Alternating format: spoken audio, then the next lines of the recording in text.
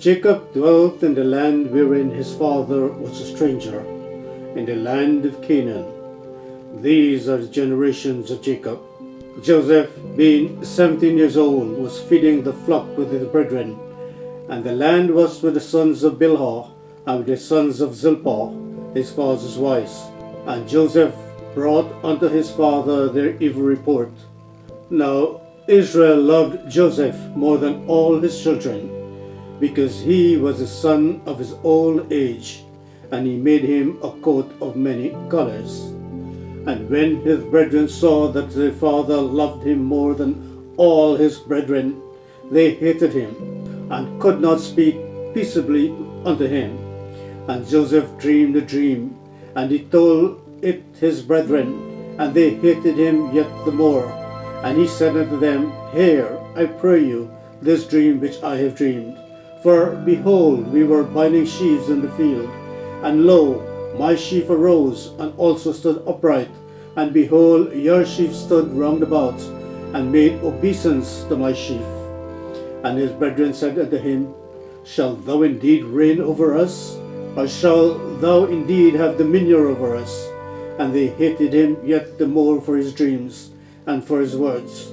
And he dreamed yet another dream, and told this his brethren, and said, Behold, I have dreamed a dream more, and behold, the sun and the moon and the 11 stars made obeisance to me.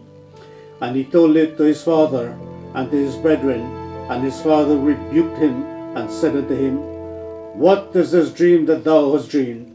Shall I and thy mother and thy brethren indeed come to bow down ourselves to thee to the earth? And his brethren envied him, but his father observed the saying. And their brethren went to feed their father's flock in Shechem. And Israel said unto Joseph, Do not thy brethren feed the flock in Shechem? Come, I will send thee unto them. And he said to him, Here am I. And he said unto him, Go, I pray thee, see whether it be well with thy brethren, and well with the flocks, and bring me word again. So he sent him out of the vale of Hebron, and he came to Shechem. And a certain man found him, and behold, he was wandering in the field.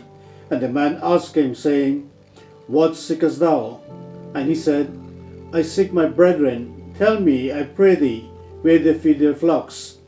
And the man said, They are departed hence, for I heard them say, Let us go to Dothan.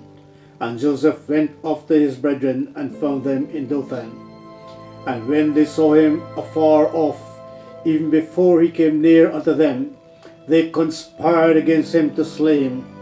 And they said one to another, Behold, this dreamer cometh.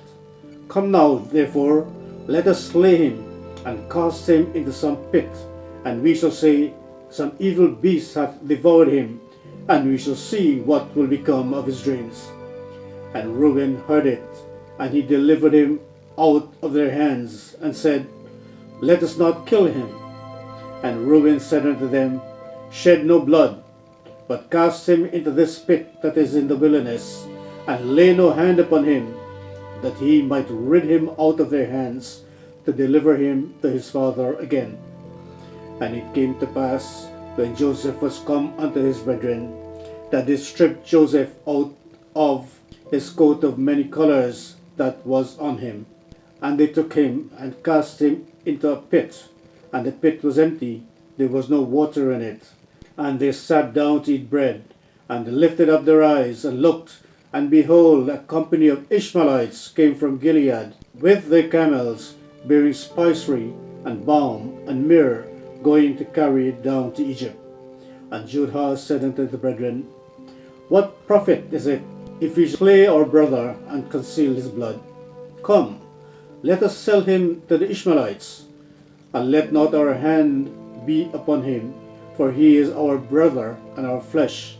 And his brethren were content. Then they passed by Midianites merchant, and they drew and lifted up Joseph out of the pit, and sold Joseph to the Ishmaelites for 20 pieces of silver, and they brought Joseph into Egypt.